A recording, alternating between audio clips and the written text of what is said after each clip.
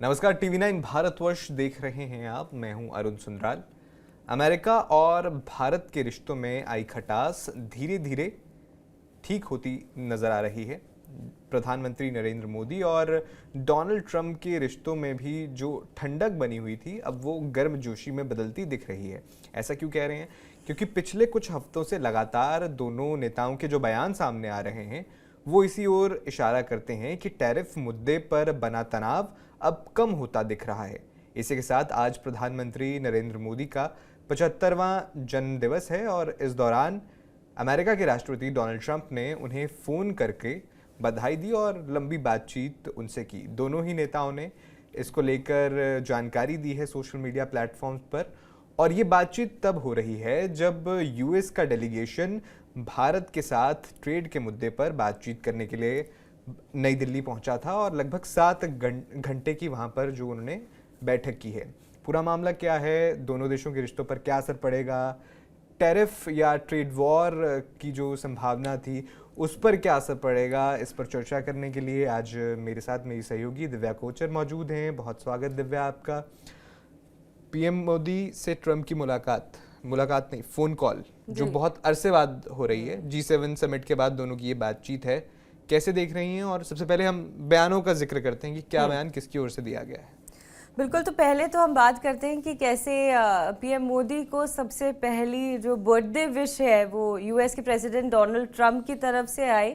ये अपने आप में बहुत बड़ा एक डेवलपमेंट मुझे लगता है और उन्होंने ये अंडरलाइन किया कि है ना, दोनों के बीच में कितनी अच्छी दोस्ती है, उन्हें बधाई दी। उसके बाद हमने देखा कि हमारे प्रधानमंत्री का भी उसी तरीके का एक रेसिप्रोकेशन था। उन्होंने भी इस बात को माना कि जी हाँ, ट्रंप जो हैं बहुत अच्छे दोस्त हैं और इंडिया और यूएस के बीच में जो है बेटर नेगोशिएशन चल रही है, बातचीत बेहतर हो रही है और ये रिश्ते इंडिया के लिए भी बहुत महत्वपूर्ण है। तो सबसे पहले कि ये बहुत बड़ा डेवलपमेंट है, क्योंकि अरुण, हम काफ़ी टाइम से इस बारे में भी बात कर रहे थे कि ट्रंप और पीएम मोदी की आपस में बात बहुत लंबे समय से जो है उनके आपस में बात नहीं हुई है। और इस बीच जब टैरिफ का मुद्दा इतना बड़ा है और एससीओ होने के बाद जो है सब में क्यूरियोसिटी थी कि उसके बाद रिएक्शन कैसे आएगा यूएस के प्रेसिडेंट का, क्योंकि रिएक्शन आया भी था, उन्होंने ट्वीट करके बोला था। रिएक्शन आया भी था, लेकिन मोदी ने उस पर कुछ इस तरीके से रिटालिएशन नहीं किया था, क्योंकि ट्रम्प जो है बहुत ही आज अगर वो कुछ और इमोशंस में लिख रहे हैं, कल उन्होंने कोई अलग पोस्ट करी, तो मुझे याद है कि एक उनकी बहुत ज़रूरी पोस्ट थी जिस पर हमने और आपने डिस्कशन भी किया था, जब उन्होंने लिखा था कि अब मुझे लगता है कि चाइना के हाथों मैंने इंडिया और रशिया को खो दिया है। तो मुझे लगता है ये सब टैरिफ लगाने के बाद और जब एससीओ हुआ उसके बाद मुझे लगता है कि यूएस को ये रियलाइज़ हुआ होगा कि इंडिया उसका कितना बड़ा एलाय है और इंडिया कितना ज़रूरी है। फिर आप देखिए, जैसे आपने मेंशन किया कि दोनों देशों के चीफ नेगोशिएटर, यूएस के चीफ नेगोशिएटर ब्रैंडन लिंच यहाँ पर थे, हमारे चीफ नेगोशिएटर राजेश अग्रवाल, दोनों के बीच में 7 घंटों तक बात हुई। और बात के बाद जो सबसे बड़ा आउटकम निकला वो ये निकला कि जो छठी ट्रेड टॉक होनी थी दोनों देशों के बीच में, उसमें एक बड़ी कंफर्मेशन आई है। और ये अगस्त महीने के आखिर में स्थगित हो गई थी, क्योंकि टैरिफ लगा दिए गए थे ट्रंप की ओर से एक्स्ट्रा भारत पर, और ये स्थगित हो गई थी 25 से 26 के अराउंड जो है ये ट्रेड टॉक होने वाली थी। जी बिल्कुल, आपने सही कहा कि 25 से 26 अगस्त के बीच में ये होने वाला था, लेकिन टैरिफ को लेकर और तमाम चीज़ों को लेकर जो चल रहा था उसके बाद ये हुआ नहीं। तो दोनों चीफ नेगोशिएटर के बीच की बात का जो सबसे बड़ा डेवलपमेंट है वो ये है कि जो छठी ट्रेड टॉक होने वाली है, जो सबसे महत्वपूर्ण है, उसका अनाउंसमेंट एक हो गया है कि वो होगी इंडिया और यूएस के बीच में। एक बार फिर से जो है हम देखेंगे कि अक्टूबर नवंबर में जो चीफ नेगोशिएटर हैं वो ट्रेड टॉक में हमें नज़र आएंगे। इसके अलावा अरुण, आप देखिए कि पिछले कुछ दिनों में बहुत बड़े बड़े डेवलपमेंट हुए हैं। अगर हम सिर्फ इंडिया और यूएस के कॉन्टेक्स्ट में बात करें, जैसा कि आपने भी अभी सुबह ये खबर करी थी ज़ेलेंस्की को लेकर कि रशिया यूक्रेन वॉर की बात जब लगातार ट्रंप करते हैं और ट्रंप चाहते हैं कि रशिया यूक्रेन का युद्ध रुक जाए और उसके लिए उन्होंने तमाम कोशिशें की हैं। बिल्कुल, उसका एक हर्जाना इंडिया को भी कहीं ना कहीं टैरिफ के कॉन्टेक्स्ट में भुगतना पड़ा। लेकिन एक बहुत बड़ा हमें एक डेवलपमेंट यहाँ देखने को मिला है कि इंडिया ने ये इस चीज़ में यूएस का 100% सपोर्ट किया है कि इंडिया रशिया यूक्रेन वॉर के मामले में ट्रंप के साथ है, वो यूएस के साथ है। और देखिए, आप ट्रम्प का ट्वीट भी देख लीजिए। ट्रम्प ने जो ट्वीट नहीं, उनका जो पोस्ट है अपने social media site truth social पर, उन्होंने पहले तो प्रधानमंत्री नरेंद्र मोदी को जन्मदिन की बधाई देने का जिक्र किया, लेकिन इसके साथ ही उन्होंने ये भी कहा, वो मैं आपको पढ़कर सुनाता हूं कि पीएम मोदी, रूस यूक्रेन युद्ध को ख़त्म करने में आपके सहयोग के लिए धन्यवाद। यानी कि डोनाल्ड ट्रंप जो हैं वो प्रधानमंत्री नरेंद्र मोदी का धन्यवाद कर रहे हैं, उनका शुक्रिया अदा कर रहे हैं कि उन्होंने रूस यूक्रेन युद्ध को रुकवाने का प्रयास कर रहे हैं। देखिए, इससे पहले आपने जेलेंस्की का भी बयान सुना था। जेलेंस्की ने भी यही कहा था कि प्रधानमंत्री मोदी या भारत का एक बड़ा रोल हो सकता है इस युद्ध को रुकवाने में। और खुद ट्रंप का ये कह देना, जो कि अपने आप पर बहुत सारी चीज़ें ले जाते हैं कि मैं ये युद्ध रुकवाने की कोशिश कर रहा हूँ, लेकिन इंडिया जो है कहीं ना कहीं इस युद्ध को वित्त पोषित कर रहा है। इस बीच उनका ये बयान आना एक शिफ्ट को दर्शाता है कि वो अब भारत की भी जो इसमें भागीदारी चाह रहे हैं या उससे उम्मीद कर रहे हैं। मुझे लगता है कि इसमें एक चीज़ है अरुण, कि फाइनली ट्रंप को ये रियलाइज़ हो गया है कि इंडिया की जो पॉलिसी है, इंडिया की जो स्ट्रैटेजी है, वो बहुत ऑनेस्ट रही है। इंडिया कभी भी किसी भी खराब चीज़ों के साथ जुड़ा हुआ नहीं है, और ये पहली बार नहीं है जब इंडिया ये कह रहा है कि रशिया यूक्रेन युद्ध वो भी रुकवाना चाहता है, क्योंकि इंडिया का हमेशा स्टांस जो है वो पीस के लिए रहा है। हर बार हमने देखा है, नो मैटर व्हाट, कि हमारे रशिया से कितने अच्छे संबंध हैं, लेकिन जब पीस की बात आती है, युद्ध रुकवाने की बात आती है, तो मुझे लगता है कि इंडिया दुनिया का वो हमेशा वो देश रहेगा जो पीस चाहेगा।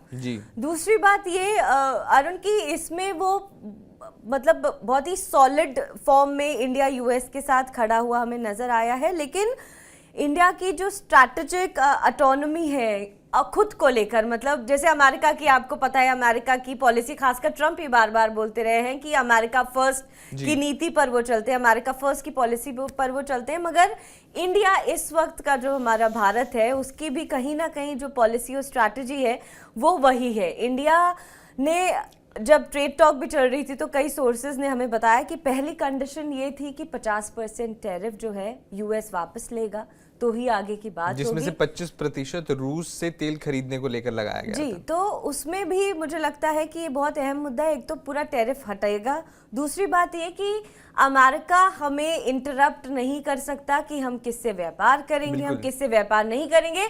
तो बेसिकली स्ट्रैटेजिक ऑटोनॉमी का इस वक्त ये मतलब है कि हमारे हित में, भारत के लोगों के हित में जो होगा वही इंडिया का स्टैंड होगा। अच्छा, अब जो डोनाल्ड ट्रंप का ट्वीट है, उनका जो पोस्ट है या फोन पर पीएम मोदी से उन्होंने बात की, उसके अगर मैं की टेकअवेज की बात कर लूँ तो जिस तरह से आपने जिक्र किया कि एक तो भारत का ये स्टैंड हमेशा से क्लियर रहा है कि अपने हितों की रक्षा के लिए भारत जो भी कदम उठाने पड़े, जो भी बन पड़ेगा भारत करेगा, किसी के दबाव में नहीं आएगा।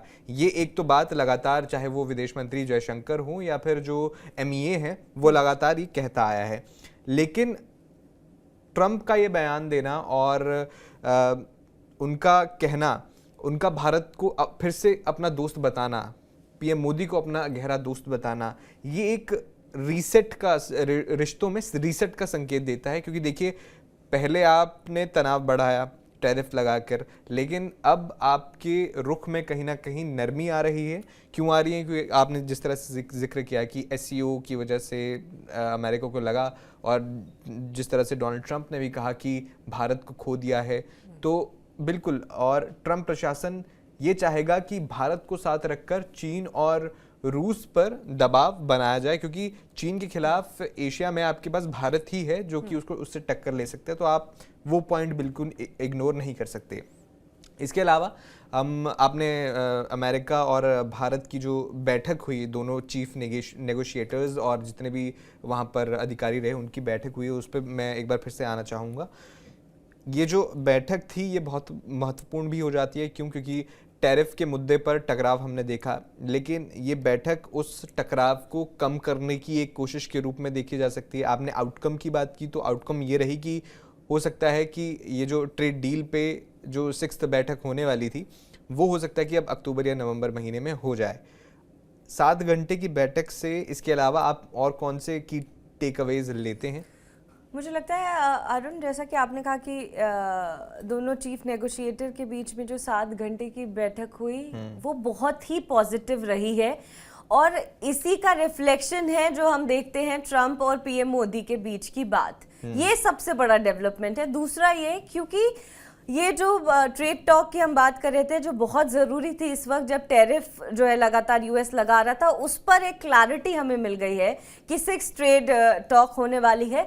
मगर क्या ट्रेड होगा क्या नहीं होगा इस पर कोई खुलासा अभी तक नहीं हुआ है। मुझे लगता है कि इस साल क्वाड भी होने वाला है और छठी वार्ता के बाद जो है क्लैरिटी बढ़ेगी। एग्जैक्टली हमें पता चलेगा कि टैरिफ पर उनका क्या रुख है, ट्रेड को लेकर और क्या बात हुई है। क्योंकि जो ट्रेड की बात है वो अभी भी देखिए, टैरिफ को अगर हम एक तरफ करें तो इंडिया और यूएस का जो ट्रेड है वो बहुत स्ट्रांग है। बिल्कुल। इंडिया बहुत बड़ा एक्सपोर्टर है यूएस का, चाहे हम जेम्स इंडस्ट्री में देखें, फार्मास्यूटिकल्स में देखें, तमाम चीजों में देखें तो। और ये बात तो खुद ट्रम्प भी एक्सेप्ट कर चुके हैं बिल्कुल। और इंडिया का डिफेंस और टेक्नोलॉजी में इंडिया और जो यूएस है उसकी कोऑपरेशन भी है। और ऊपर से जो ऐसी रिपोर्ट सामने आ रही है कि क्या बातचीत नेगोशिएटर्स में हुई होगी। कहा यह जा रहा है इस मीटिंग का फोकस जो था, जिस तरह से मैंने जिक्र किया, डिफेंस और टेक्नोलॉजी में कोऑपरेशन पर रहा। इसके अलावा रूस यूक्रेन युद्ध और इंडो पैसिफिक सिक्योरिटी पर भी चर्चा हुई, क्योंकि इंडो पैसिफिक जैसे कि क्वाड का हम जिक्र करते हैं कि उसकी बैठक होने वाली है, उससे पहले इस पर चर्चा होना अपने आप में इस बैठक को अहम बना देता है। इसके अलावा जो हमने बात की कि व्यापारिक बातचीत, ट्रेड डील को लेकर जो बातचीत होनी है उस पर तो बात हुई। इसके अलावा क्रिटिकल टेक्नोलॉजी जैसे एआई, सेमीकंडक्टर और रक्षा उत्पादन या जिसको डिफेंस प्रोडक्शन बोलते हैं उसमें सहयोग बढ़ाने पर बातचीत हुई है, क्योंकि ये की एरियाज इंडिया और यूएस के रिलेशनशिप के हैं।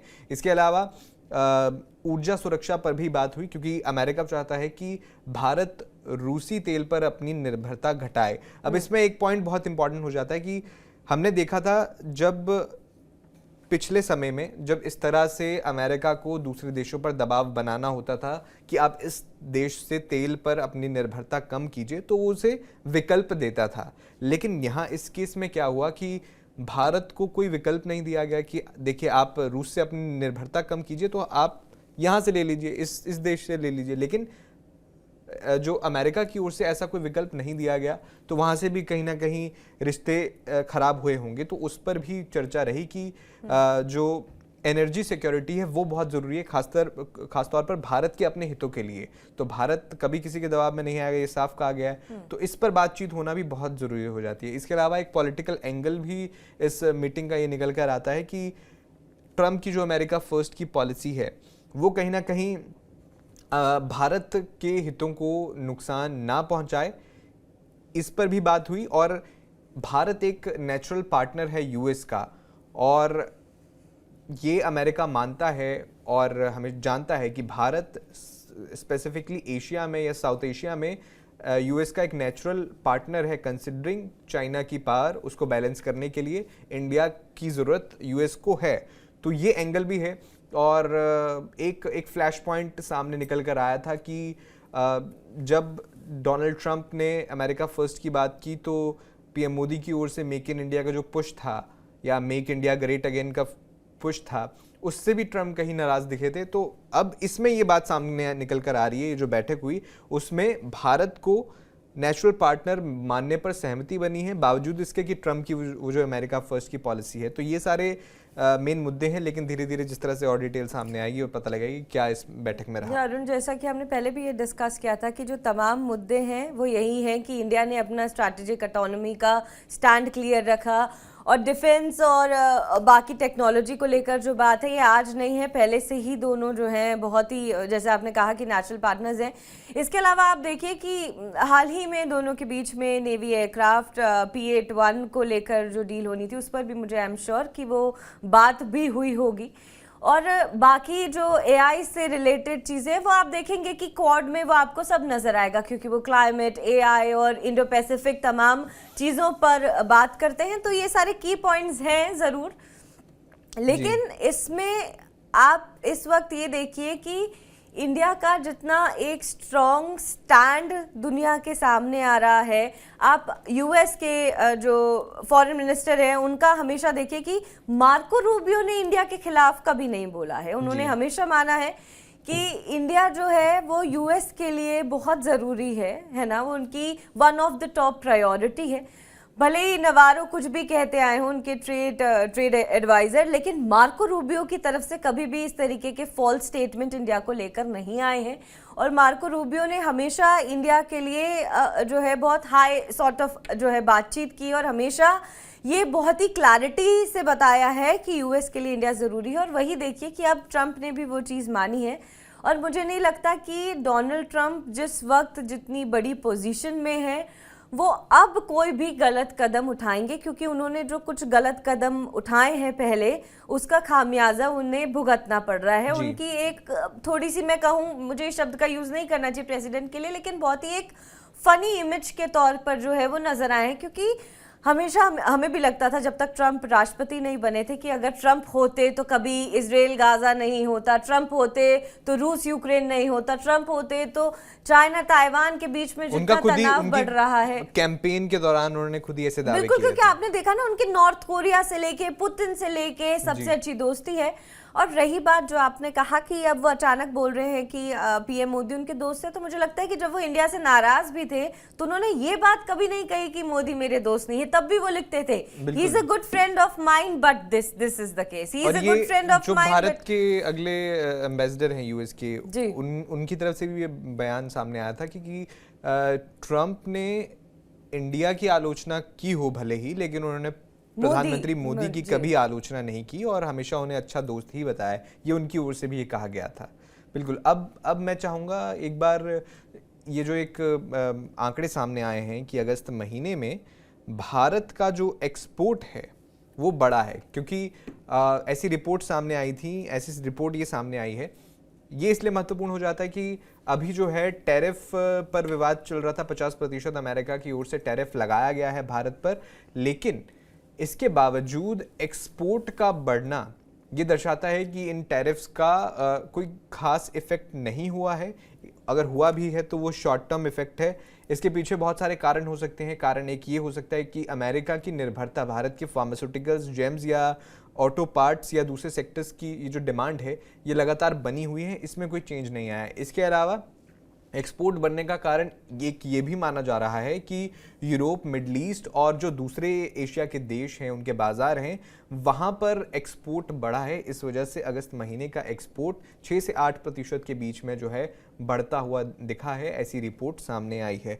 दिव्या, कैसे देखते हैं आप ट्रंप के जो टैरिफ था उन्होंने लागू किया और उसके बाद से सामने ऐसे उम्मीद लगाई जा रही थी, आशंका जताई जा रही थी कि भारत के एक्सपोर्ट पर कहीं ना कहीं असर पड़ेगा, लेकिन ये जो एक्सपोर्ट है ये 8% या 6% जितना भी है वो बढ़ा है।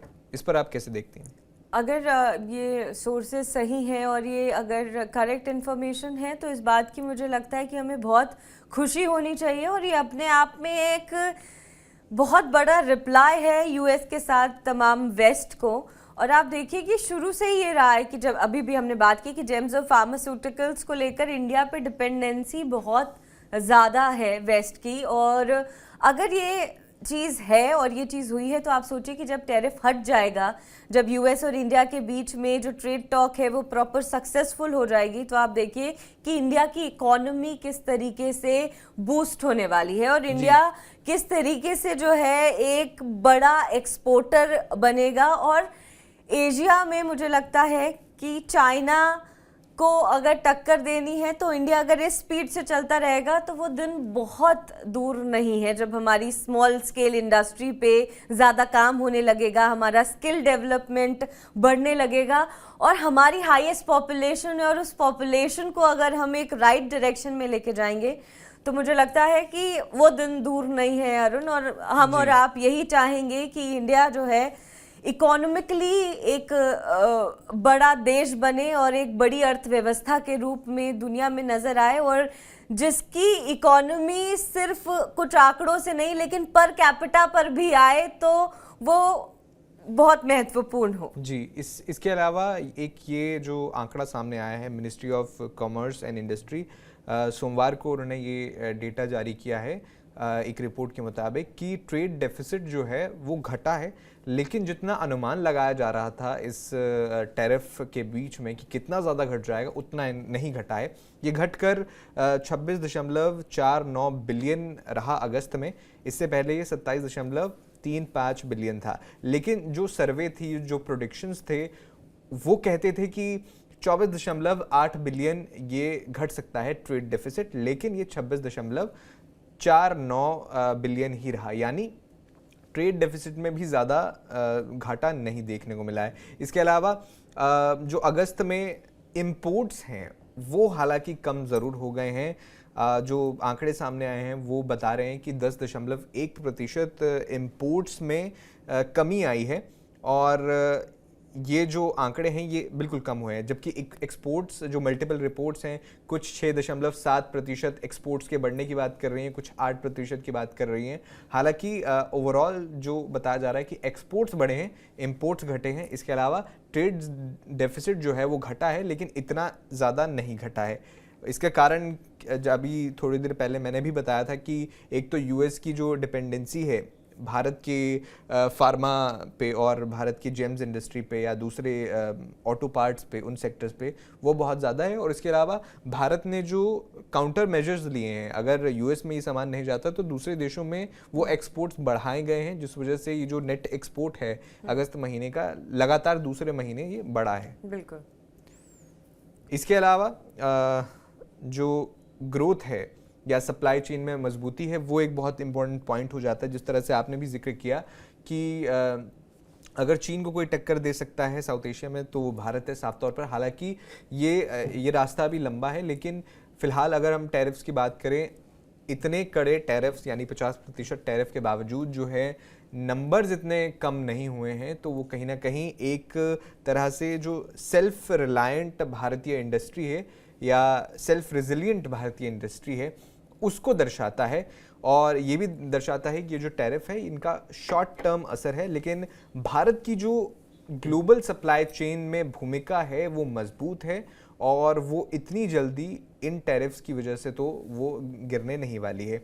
इसके अलावा अमेरिका का जो दबाव है उस पर भी बात होती है। टैरिफ लगाकर भी भारत के साथ व्यापारिक निर्भरता कम नहीं हो रही है। देखिए, डोनाल्ड ट्रंप की ओर से तो आनन फानन में या गुस्से में या उनके जिस तरह से मूड स्विंग्स होते हैं, उन पर आरोप लगते हैं, उन्होंने तो अपनी तरफ से टैरिफ लगाए, लेकिन भारत के साथ व्यापारिक निर्भरता वो कम नहीं कर पा रहे, क्योंकि की इंडस्ट्रीज में उनको जरूरत है भारत की। इसका एक और कारण है अरुण कि एक तो ये है ही कि यूएस और वेस्ट को कितनी ज़रूरत है और तमाम चीज़ों पे एक डिपेंडेंसी है, लेकिन आप ये भी देखिए ना कि ग्लोबल साउथ में जिस तरीके से इंडिया ने अपना बिजनेस एक्सपैंड किया है और जितने देशों को अब वो एक्सपोर्ट करने लगा है, तो वो शिफ्ट हुआ है, शिफ्ट ऑफ पॉलिसी हमें देखने को मिली है। चाहे वो आप मिडिल ईस्ट में देखिए, इस तरफ के रीजन्स में देखिए, ये तमाम चीज़ें यूएस को रियलाइज़ हुई हैं, खासकर एससीओ के बाद। मैं फिर से एक बार कहूँगी कि एससीओ ने एक वाइटल रोल प्ले किया है।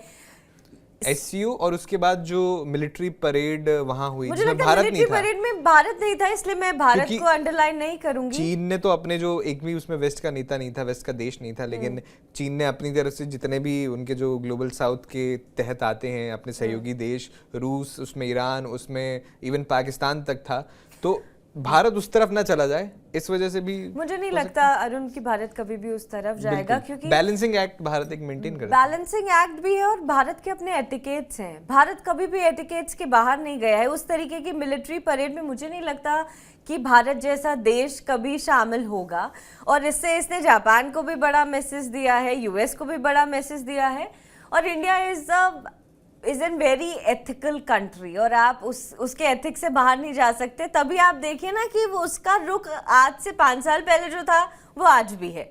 ऐसा कुछ नहीं है कि हमारी इतनी बड़ी शिफ्ट ऑफ पॉलिसी हुई है कि इंडिया पहले कुछ था, अब हम पाकिस्तान थोड़ी है कि आज चाइना के साथ है, फिर हम अमेरिका के साथ हैं, या दोनों के साथ। हमारा क्लियर है जी, हमारे यूएस से भी रिश्ते बहुत क्लियर है, हमारे रशिया से भी रिश्ते बहुत क्लियर है, ग्लोबल साउथ में जिस तरीके के हमारे रिश्ते बेहतर हो रहे हैं वो भी हमारे क्लियर है। तो मुझे लगता है कि I think India is just focusing on his own profits, और बाकी कुछ भी गलत कंट्रीब्यूशन दुनिया में इस वक्त इंडिया का नहीं है, और मैं उम्मीद करूंगी कि भारत हमेशा ही इतना एथिकल रहे। जी बिल्कुल। और जस्ट बिफोर फिनिशिंग, इसमें जो एक्सपोर्ट बढ़ने के आंकड़ों की बात कर रहे थे, उसमें कुछ पॉइंटर्स वो मैं अपने दर्शकों के साथ साझा ज़रूर करना चाहूँगा कि एक ये देखा गया कि क्रूड ऑयल की जो इंपोर्ट्स हैं उनमें कमी आई है। क्रूड ऑयल जो मेजॉरिटी अब जो ज़्यादातर रशिया से ले रहे हैं, उसमें थोड़ा सा डिप ज़रूर आया है अगस्त में जुलाई के कंपैरिजन में, लेकिन गोल्ड के जो इंपोर्ट्स हैं वो बढ़े हैं। इसके अलावा जो कॉमर्स सेक्रेटरी हैं सुनील बार्थवाल, उन्होंने कहा है कि सरकार ने ऐसे 100 प्रोडक्ट्स को आइडेंटिफाई किया है जहां डोमेस्टिक प्रोडक्शन इंपोर्ट्स को जो है वो चेंज कर सकती है, इंपोर्ट्स को जो है कम कर सकती है। ऐसे प्रोडक्ट सरकार की ओर से आइडेंटिफाई किए गए हैं। इसके अलावा एक ये अपडेट भी दर्शकों के साथ साझा कर दूं कि ट्रेड टॉक्स जो हैं अगले दौर की, वो कहा जा रहा है कि अक्टूबर 6 या 10 के बीच में स्केड्यूल हो सकती हैं। कोई ऑफिशियल कंफर्मेशन मेरे पास तो नहीं है, लेकिन हाँ ऐसी खबरें आ रही हैं कि 6 से 10 अक्टूबर के बीच में ये टॉक्स जो हैं स्केड्यूल हो सकती हैं। बाकी हमने ट्रेड पर बात की, हमने जो ट्रम्प की ओर से बयान दिया गया या पीएम मोदी का जो रिस्पांस था उस पर बात की, कितना घाटा हुआ है भारत को ट्रम्प के टैरिफ्स पे, उस पर बात की हमने। बाकी आपका इन सब मुद्दों पर क्या कहना है हमें कमेंट बॉक्स में ज़रूर बताइएगा। फिलहाल बाकी खबरों के लिए देखते रहिए आप TV9 भारतवर्ष।